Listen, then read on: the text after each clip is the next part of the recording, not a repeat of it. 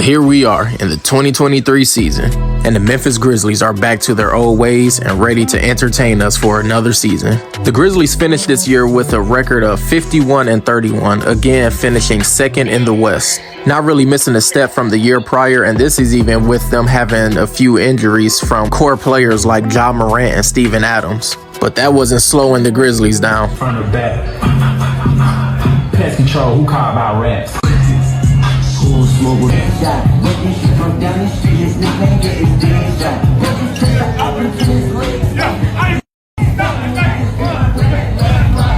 And that's why the Grizzlies were so entertaining to watch, because they didn't care about being buddy-buddy with other teams. They fully embraced being the villains of the NBA, and that didn't have to be the case, but I feel like they wanted it to be that way. And we all knew the rivalry between them and the Warriors was not going to stop at last year's playoffs, as the trash talk and the antics even got worse this year. Splitting the regular season series at 2 games apiece, the Warriors and the Grizzlies were trash talking each other throughout the entire season, and you knew whenever they matched up, it was going to be a good one, especially between Dillon Brooks and Draymond Green. You told me before the game you were going to talk a lot. We saw you talking to a lot of different people tonight. What was the message that you had to Draymond? That's what I do. I talk, and you know, I told him better at the mic than hooping. You know what I'm saying? So keep doing this podcast, keep blogging, keep doing this thing off the court. You know, it's cute, it's fun for him. If you ever wondered why the Memphis Grizzlies is not ready to compete for a championship, look no further than this idiot right here. I'm trying to figure out why they like you in Memphis. Or do they like you in Memphis? I'm not sure your teammates like you. Your level of understanding the game of basketball is at a fan level. And yet you running around talking about a dynasty? The dynasty starts after you, not with you. And that's just a fact.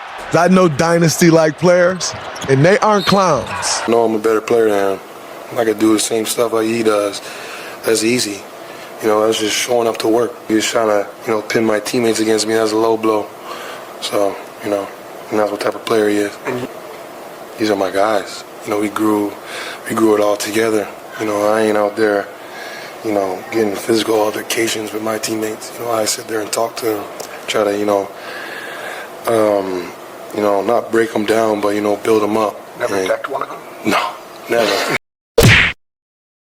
Dillon Brooks really gonna bring up Poole getting punched in the face by Draymond. But I do understand where Draymond and the Warriors were coming from. This new look Grizzlies team haven't accomplished anything worth talking about. But the Grizzlies didn't care who it was, where it was, or whatever the case was. The game could still be going on, but they gonna let you hear about it as if they already won the game. Even getting into an altercation with Shannon Sharpe at a Lakers game. Man, I don't know what was exactly said during this moment, but it must have been something real bad, because Shannon Sharpe was heated, Steven Adams was heated, and those are 2 people who don't really show anger or act like that on a regular basis. And this poor guy who was trying to hold back Steven Adams, he ain't stand a chance. But shout out to Shannon Sharpe, because he was standing his ground, standing on all 10. He told Brooks to come over here and say that to my face. But speaking of the Lakers, we're gonna fast forward to the playoffs that year, because if I speak on everything that was said and done, this video will be an hour long. But the 2nd seed Grizzlies matched up against the 7th seed Lakers in the first round of the 23 playoffs. The Grizzlies lost 2 of the 3 meetings that they had against the Lakers during the regular season, but they didn't care about none of that. They felt like they were the best team in the league, and especially coming out of the West. Y'all remember what Ja Morant said? I'm fine in the West. But just like the year prior, the Grizzlies dropped Game 1 at home. They proceeded to win Game 2 as they went back to LA with the series tied at 1 game apiece. But before they got there, Brooks had this to say. You and LeBron have that exchange. There are people out there that say maybe you shouldn't do that with one of the better players in the game. What were you thinking? I don't care. He's old. I poke bears. I don't respect no one until they come and give me 40. And as some of y'all may know, but if you don't, I'm gonna show you later in this video, that quote did not age well. Unlike the Grizzlies, the Lakers took advantage of being at home as they took the next 2 games, beating the Grizzlies in Game 3 by 10 points, but Game 4 came down to the wire. 3, Reeves gives it up, Russell for 3. Been playing more size on him. Tillman's done an outstanding job. Under 4 to go, Russell again, Russell! Morant wants to push. James down there waiting for him. Morant, oh my goodness! Hachimura, denied Morant! Morant behind the back. Bang, lays it in. On him. Lakers down 2. James off the window. It goes. But unfortunately, the Grizzlies couldn't pull it together in overtime as they lost Game 4, going back to Memphis down 3-1, winning Game 5 and making it look fairly easy as they defeated the Lakers 116-99. This kind of seemed like deja vu from the year prior against the Warriors, don't it? Well, I think it's safe to say this was even worse. Y'all do remember earlier when I said that quote by Dylan Brooks did not age well? I poke bears. I don't respect no one until they come and give me 40. Well, that was kind of an understatement as this happened.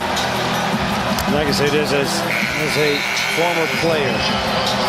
The Lakers defeated the Grizzlies 125-85. Did y'all catch it? Just to do some quick math, if you didn't, that's exactly 40 points. I guess Dylan Brooks got what he asked for. But what's funny is that I still don't think he respected LeBron or the Lakers after getting blown out by 40 points. That's definitely not the way the Grizzlies wanted to finish their year. And even from a fan perspective, we all wanted to see part 2 of the Grizzlies versus the Warriors in the playoffs. But unfortunately, we weren't able to see it because, you know, the Lakers beat them. That's what happened when you poke bears, I guess. So in conclusion, I'm really excited to see where the Grizzlies go from here because the Grizzlies aren't a dynasty yet like they claim to be, but if they do the right things, they can be. And I really do want them to bounce back and have a great year in the 2025 season because they're one of the most entertaining teams, one of the most exciting teams to watch, and the sky is really the limit for the Grizzlies. But as always, thank y'all for all of the support. Thank y'all for tuning in, and a special shout out to all of my subs. Have a great day, and until next time.